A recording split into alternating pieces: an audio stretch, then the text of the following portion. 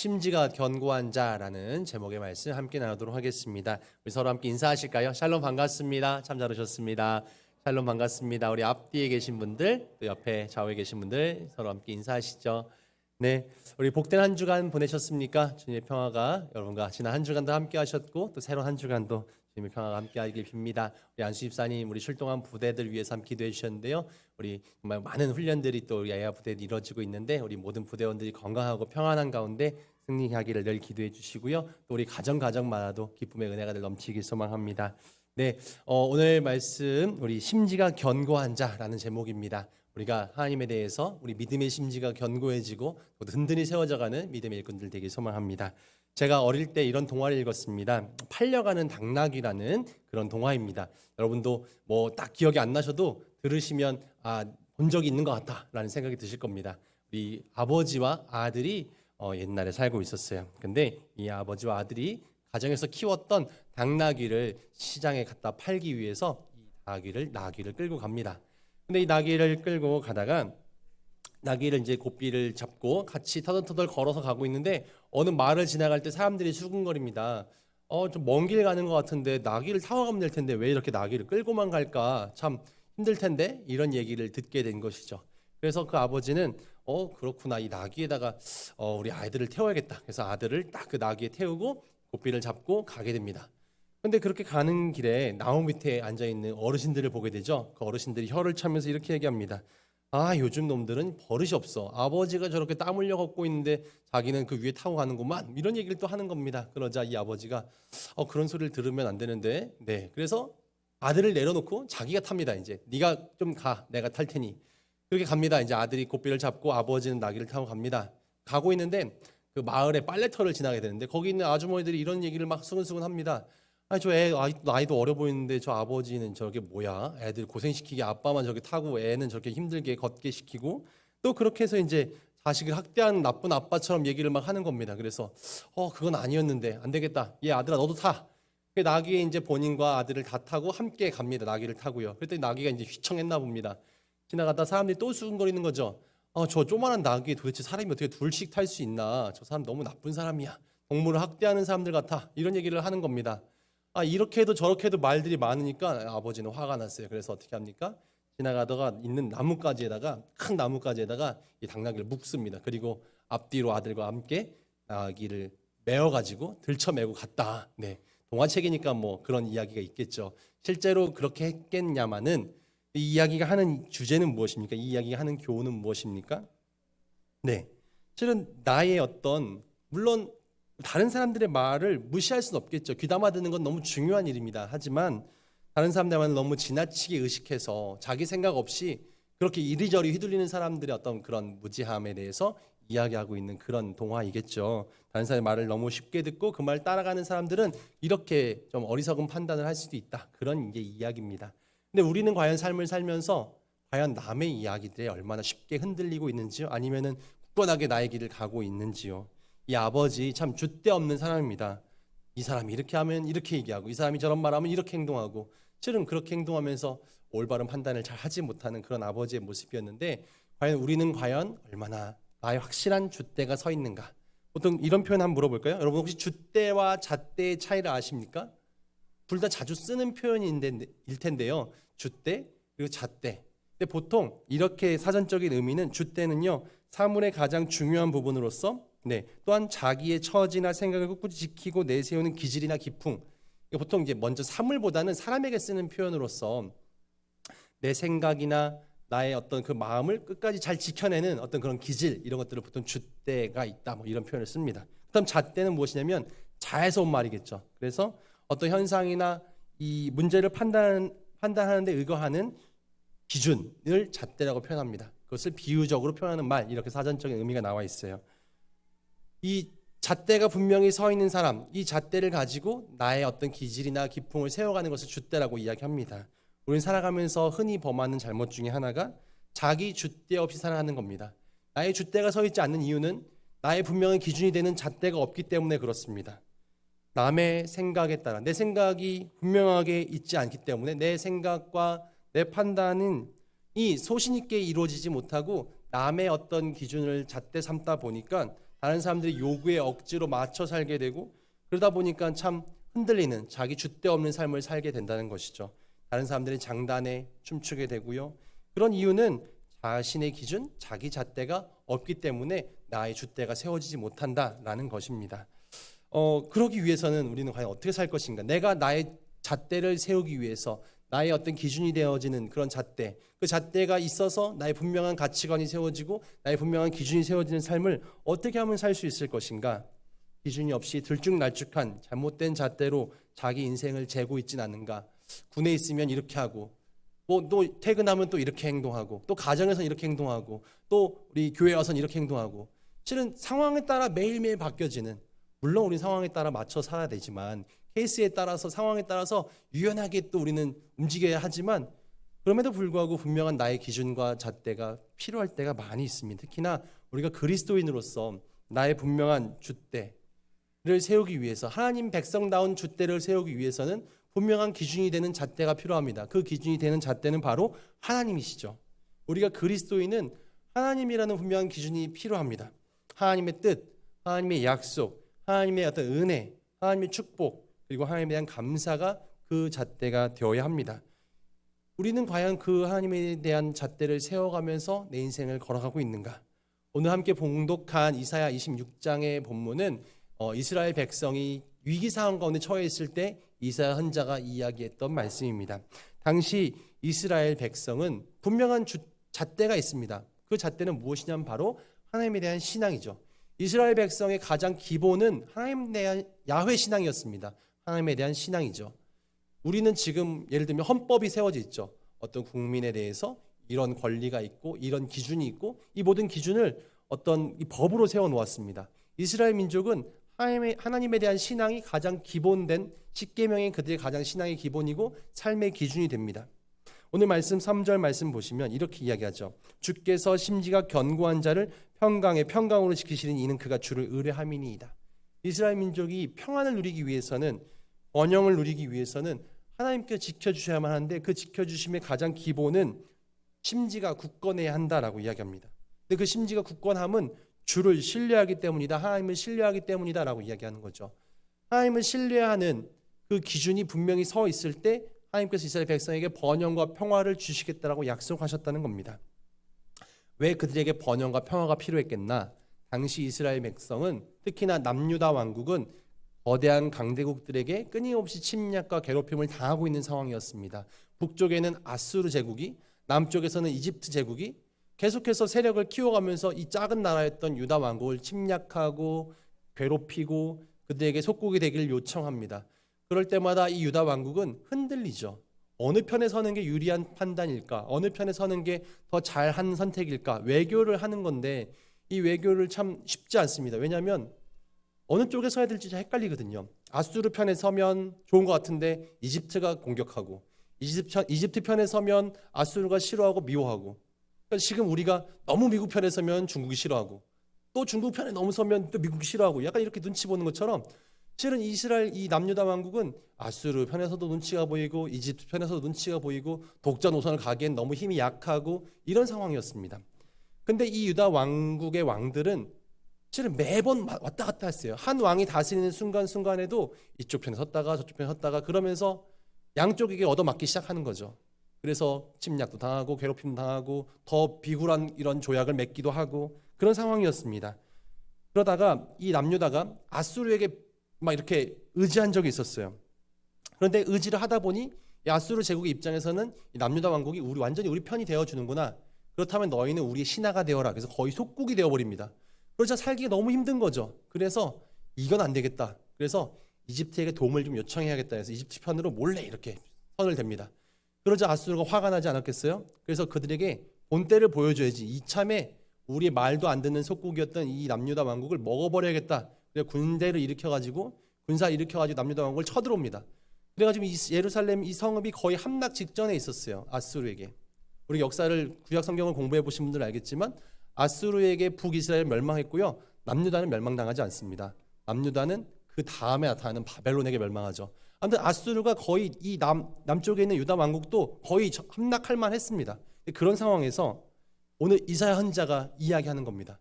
우리가 이렇게 괴롭힘과 어려움을 당하고 있는 상황 가운데서 이런 괴로움과 어려움을 당한 이유가 분명히 있습니다라고 왕에게 그리고 백성들에게 이야기하는 겁니다. 그 이유는 바로 줏대 없이 살아왔던 우리들의 신앙 때문에 하나님께서 우리를 치시는 겁니다라고 이야기합니다.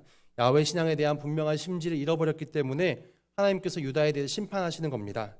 하나님께서 이 심판을 통해서 우리를 깨닫게 하실 겁니다. 유다 백성에게 뼈아픈 가르침을 주시고 있는 겁니다라고 이야기합니다. 야훼 신앙이라는 심지를 잃어버린 이스라엘 백성들에게 심지가 견고한 자에게 하나님께서 축복과 번영과 평안을 주시지만 심지가 든든히 세워지지 않은 백성에게는 하나님께서는 그런 은혜를 주시지 않습니다 라고 이야기한다는 거죠. 이것은 국가적인 일에만 해당되는 것이 아니라 우리 개인의 삶에도 마찬가지입니다. 우리 신앙도 마찬가지죠. 나의 신앙의 심지는 과연 견고한가? 나의 신앙이 사람들의 말에 너무 쉽게 흔들리고 세상이 이야기하는 가치관에 나의 신앙이 쉽게 흔들린다면 우리는 너무나 빈약한 심지를 갖고 있는 것 아니겠습니까? 물론 이렇게 말하는 목사인 저도 늘 이것이 흔들립니다. 세상 사람들이 말하는 어떤 성공이라든지 이 길이 맞는 길이라고 하는 그런 방향들, 실은 뭐 돈이나 성공이나 인정이나 칭찬이나 이런 것들에 우리의 어떤 신앙의 심지가 쉽게 흔들려 갑니다. 과연 우리는 어떻게 하면 이 심지를 견고히 세워갈 수 있을까? 어떻게 하면 하나님 앞에서 정말 그렇게 좌절하는 신앙이 아니라 늘 기뻐하고 감사하고 자신만만한 신앙인으로 살 수 있을 것인가? 남극에서 빙하를 연구하는 그런 과학자들이 있습니다. 근데 이 과학자들이 빙하를 연구하다가 이런 현상을 목격합니다. 바람이 거세게 불자 바다 위에 떠있던 빙하들이 막 그 바람에 따라 휩쓸려 갑니다. 그래서 빙하들이 막 움직이죠. 유빙이라고 표현을 하는데, 근데 유심히 보니까 그 가운데 바람 방향과 반대로 거꾸로 움직이는 그런 빙하를 보게 됩니다. 아니 다 똑같아요. 물에 떠있는 사이즈 크기는 비슷한데 대부분의 빙하들은 바람에 이렇게 움직여 가는데 이 빙하는 왜 반대로 움직일까? 네, 조금만 봤더니 쉽게 그 결론을 내릴 수 있었죠. 이유를 찾을 수 있었습니다. 봤더니 그 반대로 움직이는 그 빙하들은 위에는 조금만 나와 있지만 아래로 아주 거대한 엄청난 크기를 가지고 있는 빙하였고요. 그 위에 있는 작은 빙하들은 바람에 따라 움직이지만 그 큰 빙하는 바닷속까지 내려가 있는 그 빙하들은 바다 밑에 조류에 따라 움직이는 것이었죠. 그래서 위에서 부는 바람 정도에는 움직이지 않는, 흔들리지 않는 그런 빙하였다는 겁니다. 겉으로 드러난 것은 빙산의 일각에 불과했지만 속에 엄청난 크기를 가지고 있던 그것들은 위에서 불어대는 바람이 아니라 물속, 바다 밑에 조류를 따라 움직이고 있었다는 겁니다. 아무리 큰 물고기를 할지라도요, 죽어 있으면 그 물고기는 물에 휩쓸립니다. 그렇지 않겠습니까? 아무리 거대한 고래도 죽어 있으면, 물에 둥둥 떠 있으면 물살에 그냥 휩쓸릴 수밖에 없습니다. 하지만 아무리 작은 물고기를 할지라도 사람만 있다면 그 물고기는 물살을 거슬러 올라가게 됩니다. 우리가 알듯이 연어 같은 그런 물고기는 세찬 폭포를 뛰어오르기도 합니다. 크기가 중요한 것이 아니라 얼마나 살아있는가, 내가 갈 기준을 향해 분명히 달려가고 있는가 훨씬 더 중요하죠.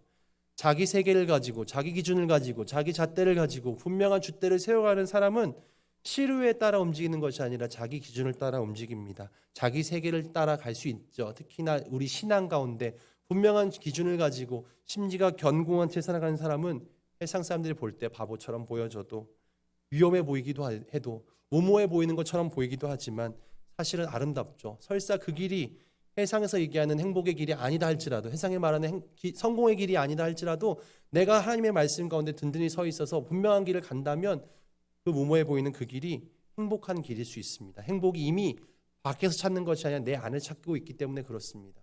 우리는 나의 행복을 어디서 찾습니까? 밖에서 얘기하는 행복의 기준을 따라간다면 우리는 안 행복할 때도 많아요. 모든 사람에게 다 사랑받을 수 없고요. 모든 하는 일이 다 성공할 수만은 없고요. 내가 군인 하면서 또 신앙생활 하면서 남들이 얘기하는 큰 성공과 큰 부자 되기는 쉽지 않지 않습니까? 하지만 우리는 그런 것 아니어도 내 안에서 우리 안에 역사하시는 하나님에 대한 기준을 가지고 있다면, 그곳에서 내가 행복을 찾기로 다짐했다면 우리는 얼마든지 행복할 수 있습니다. 시대를 따르지 않고 자기 걸음을 가는 것이 참 행복하고 귀한 일입니다. 신앙생활 해도 세상의 시류에 참 휩쓸려 갑니다. 제가 이것을 언제 가장 많이 느꼈었냐면, 제가 저희 부모님이 목사님인데 시골교회 목회를 하시다가, 제가 늘 부모님 다니는 교회 다녔었죠. 그러다가 이제 제가 대학교를 졸업하고 대학원 가면서 이제 처음으로 전도사 사역을 이제 시작하게 됐을 때 처음 가게 된 곳이 이 강남 대치동에 있는 이 동광교회라는 곳에 중고등부 사역을 맡게 됐었습니다. 근데 저는 이제 워낙 시골 출신이고 또 이게 뭐 지방에서 공부를 하다 보니까 공부에 대한 부담감이 많지 않은 곳에서 학창 생활을 보냈었는데 대치동의 문화는 제가 생각했던 문화와는 전혀 달랐죠. 그러니까 생각했던 거가 비슷했죠. 그런 동네였어요. 그런데 교회는 조금 다를 거라 생각했지만 교회도 비슷했습니다. 특히나 중고등부를 맡고 있던 저에게는 이 학생들이 정말 이 학업에 너무나 치여 있고 그것에 모든 인생이 걸려 있는 것처럼 보여졌습니다. 이 시험 기간이 되면은 예배가 예를 들면 당시 한 70명 정도가 예배를 드렸었는데 중고등부 친구들이 시험 기간이 되면은 절반 이하로 줍니다.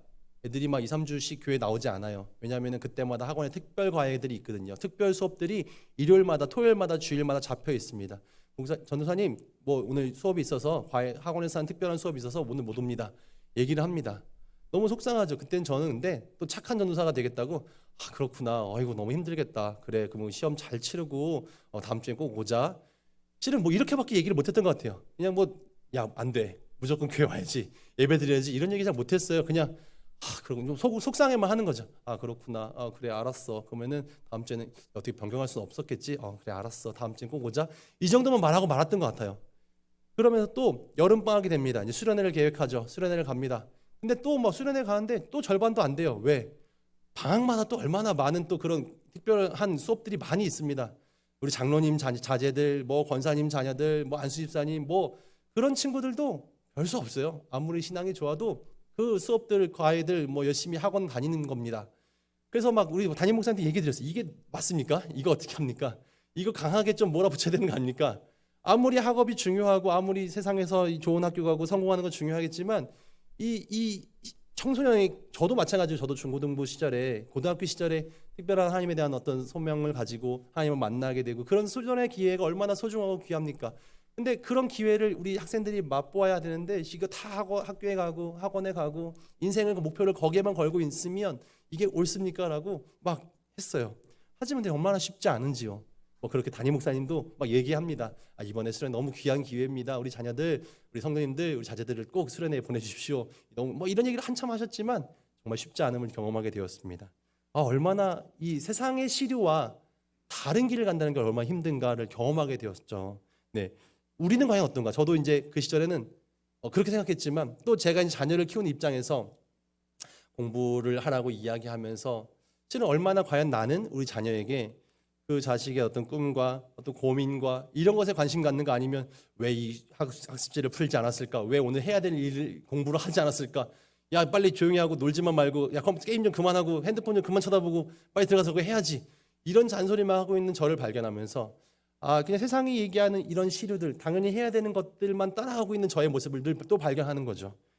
야 저도 오늘 말씀 준비하면서 다들 뛰어가는데 혼자만 걸어가는 것이 얼마나 위험한가 미련해 보이는가 하지만 인생의 창대 행복을 자신의 길을 자기의 걸음으로 걷는 것이 얼마나 중요한 걸 다시 한번 생각해 보았습니다. 시대의 일방적인 풍조를 거꾸로 걸어갈 수 있는 용기가 우리 신앙인들에게 있었으면 좋겠다. 저 또한 저에부터 그런 마음이 들었으면 좋겠다는 생각했어요. 모두가 불경기라 이야기하고 있을 때 자기만의 호경기를 만들어가는 사람도 있습니다. 세상의 불경기를 탓하지 않고 스스로의 실패를 세상 탓으로 돌리지 않고 그 시간에 탓하고 원망할 시간에 자신을 돌아보면서 나의 심지가 과연 굳건히 세워져 있는가 다시 한번 기도하면서 지혜를 배우고 지혜를 간구하고 배우기를 게을리하지 않고 적어도 우리가 그리스도인이라면 심지가 하나님께 근거하는 것이라면 하나님의 정의를 믿고 정말 심은 대로 거둔다는 소박한 진리를 가지고 살아냅니다. 심지가 견고한 사람은 세상 탓을 하기 전에 자기 스스로를 바라보고 돌아보고 내가 과연 정직했는가 내가 과연 신의를 지켰는가를 묻습니다. 오늘 말씀 2절 한번 볼까요? 오늘 본문 2절에 이사야 선지자 이렇게 요청합니다. 너희는 문들을 열고 신의를 지키는 의로운 나라가 돌아오게 할지어다. 오늘 말씀은 하나님에 대한 심지를 견고히 세워야지 하나님께서 평강하시고 은혜를 베푸신다고 이야기하면서 그러기 위해서는 심지가 굳건히 세워지기 위해서는 신의를 지켜야 한다고 이야기합니다. 7절도 볼까요? 의인의 길은 정직함이여 정직한 주께서 의인의 첩경을 평탄하게 하시도다. 우리가 의로운 자가 되어서 정직하게 행하는 것이 우리의 심지를 견고히 세우는 길이다라고 이야기합니다. 우리가 신앙의 심지를 세우는 길은 과연 무엇인가? 입에 안 빠지고 나오는 것? 물론 중요합니다. 옳죠. 우리가 뭐 헌금생활 잘하는 것? 좋습니다. 하지만 신앙의 심지를 굳건히 세우는 길은 우리가 삶을 살아가면서 우리가 신의를 지키고 정직하게 행하고 하나님에 대한 기준을 분명히 세우는 것이 바로 심지를 굳건히 세우는 길이라는 겁니다. 정직이 최선의 방책이 되어야 할 것이고요. 정의와 신의를 세우는 것이 견고한 사람의, 심지가 견고한 사람의 가치관이 될 것입니다. 그럴 때 하나님께서 그런 사람에게 평강의 평강함을 주시겠다고 약속하십니다. 본문 4절 말씀 이야기하죠. 너희는 여호와를 영원히 신뢰하라. 주 여호와는 영원한 반석이심이로다. 심지가 견고한 사람은 흔들리지 않는 반석과 같은 사람이 됩니다. 흔들리지 않는 반석과 같은 사람은 신의를 지키는 정의로운 정직한 그런 사람이 될 것입니다. 이야기합니다. 하나님께서는 야훼라는 이름을 가지고 있으십니다. 여호와. 야훼는 나는 나다라는 뜻을 가지고 있는 히브리어입니다. 과연 나는 나다가 무슨 뜻일까? 하나님은 하나님이시다는 이야기입니다. 하나님은 다른 것으로 표현되어지지 않습니다. 하나님은 하나님이실 뿐입니다. 그렇다면 우리의 심지, 그 하나님을 믿는 우리는 무엇입니까? 나는 하나님이 하나님됨, 하나님의 형상으로 짓만 나는 하나님의 형상만으로 이미 족합니다. 다른 것들 때문에 흔들릴 필요가 없습니다. 나는 그리스도를 믿는 나는 나를 나되게 하시는 하나님만 붙잡으면 됩니다. 우리의 신앙의 심지는 과연 견고한가? 나의 군생활이, 나의 가정생활이, 나의 학교생활과 직장생활이 견고한 신앙의 심지로 세워져 가고 있는가? 어려워도 힘들어도 기분 나빠도 실패해도 아니 반대로 성공해도 하나님을 온전히 의지하고 있고 하나님을 든든히 따르고 있다라면 그 하나님의 은혜를 믿고 있다면 세상에 따라 우리는 흔들리지 않을 수 있습니다. 우리 신앙의 세상 형편에 따라서 잘 풀리고 성공하고 잘 축복해 주시면 하나님 우리 신앙의 심지가 든든히 세워져 가고 실패하고 뭔가 잘 안 되고 어려움 당하면 내 신앙의 심지가 흔들리고 이것은 견고한 신앙이 아닐 것입니다. 우리가 과연 우리 자녀들에게 이런 견고한 신앙의 심지를 물려주고 있는가? 대물림하고 있는가? 입시나 학원과 이런 좋아하는 것들에만 우리의 마음이 뺏겨지고 있진 않는가? 세상에 밀려버린 교회 생활을 가르치고 있진 않은가? 다시 한번 우리는 든든한 심지를 세워가는 신앙인이 되어야 합니다. 그리고 그러기 위해서는 가장 중요한 것은 바로 교회가 필요합니다. 1절 말씀 볼까요? 이사야 선지자 이렇게 외칩니다. 그날의 유다 땅에서 이 노래를 부르리라. 우리 견고한 성읍이 있으며 여호와께서 구원을 성벽과 외벽으로 삼으시리로다. 물론 견고한 성읍은 하나님의 구원을 이야기합니다. 그러나 견고한 성읍 대신은 성읍과 같은 교회가 있습니다. 우리 교회가 비승한국교회는 86년에 창립되었더라고요. 이제 36년이 지났습니다. 사람이 세운 것이 아니라 하나님께 세우셨습니다. 하나님께서 세우시고 인도해 가시는, 이끌어 가시는 교회입니다. 이 교회에 와서 우리는 찬양할 수 있고 기도할 수 있고 응답받을 수 있고 또한 함께 손잡고 신앙의 여정을 걸어갈 수 있는, 함께 위로하고 격려받을 수 있는 소중한 우리 성도들 가족을 가지고 있습니다. 교우들이 있죠. 세상의 시류와 형편에 흔들리는 것이 아니라 휩싸이는 것이 아니라 함께 지체를 이루고 있는 이 견고한 성읍된 우리 비승한국 교회에서 함께 우리의 무너진 신앙을 세워가고 함께 무너진 마음을 세워갔으면 좋겠습니다. 해답이 아직도 세상에 있다고 믿는다면 우리 신앙을 다시 한번 점검해 보면서 해답은 견고한 성읍 대신 교회와 영원히 변하지 않는 반석 대신 하나님의 말씀 가운데 있습니다. 우리가 견고한 신앙인으로 온전히 서 있기를 소망합니다. 다시 한번 이사야 선지자가 노래했던 이 노래를 우리가 불렀으면 좋겠습니다. 주께서 심지가 견고한 자에게 평강의 평강으로 갚으신다, 지키신다 이야기하십니다. 내가 평안을 누리기 위해서, 평화를 누리기 위해서 우리의 신앙의 심지가 견고히 세워져야만 합니다. 그러기 위해서는 우리가 해야 될 것, 정직과 신의를 지키는 삶을 살아내고 그 가운데서 교회를 무너뜨리려는 하단의 세력을 우리가 정말 우리의 교회가, 우리 그리스도인들이 정말 신의와 정직을 세상 가운데 보여줄 때 정말 우리를 넘어뜨리려는 세상의 모든 악한 세력들은 물러갈 것입니다. 그렇게 세워져가는 든든한 우리 비승한국교회 되기를, 우리 사랑하는 성도님 되어지시기를 주님의 이름으로 축원드립니다.